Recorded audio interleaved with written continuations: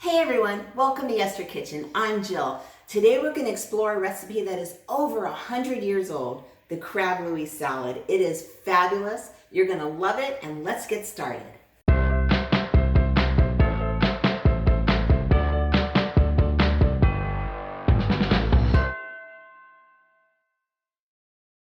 So, the Crab Louie Salad, where did it come from? Well, the stories are 100% unclear, as most food history is, but we believe that it came from a chef named Louie. We don't know the last name, but we do believe he was in San Francisco, and it was created around the 1900s or the teens, somewhere in there.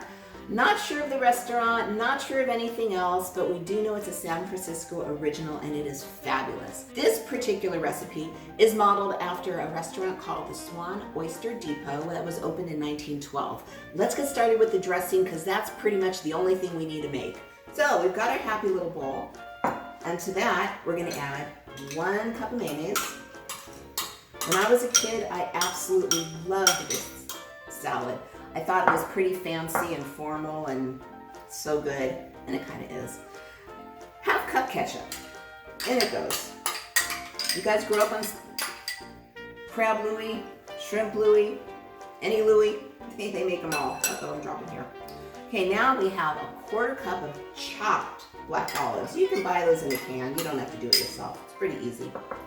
And a 1/4 cup of sweet relish. Again, super easy. We're just going to mix that up.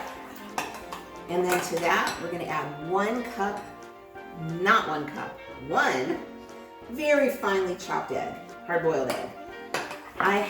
The easiest way to hard-boil an egg is really, you put an egg in a pan, you cover it to about 1 inch over of cold water, put it on the stove, let it boil. As soon as it starts boiling, cover it, take it off the stove, let it sit for like 13 minutes.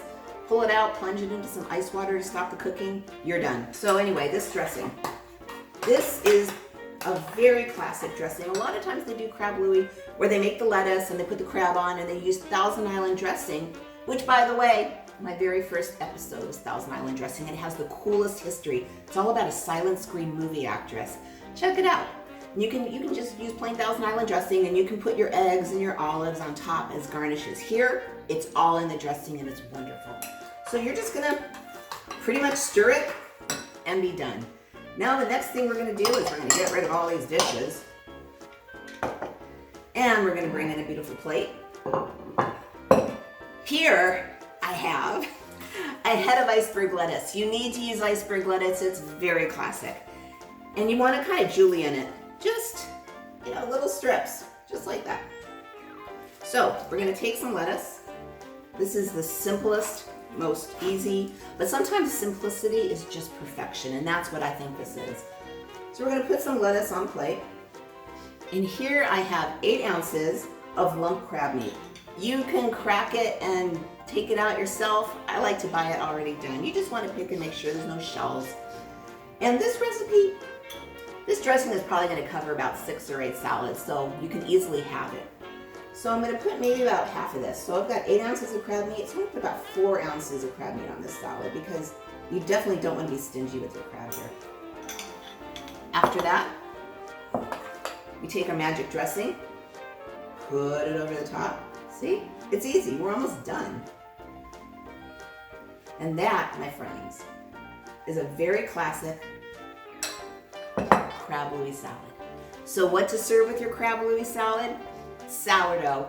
After all, this did come from San Francisco, and we do need to celebrate that. So, I do not live in San Francisco, so I do not have Boudin Bakery, which makes the best sourdough ever, but this is my local one, and it's pretty good. And you just want to put a little wedge of sourdough, and you're done. Well, you kind of need a fork.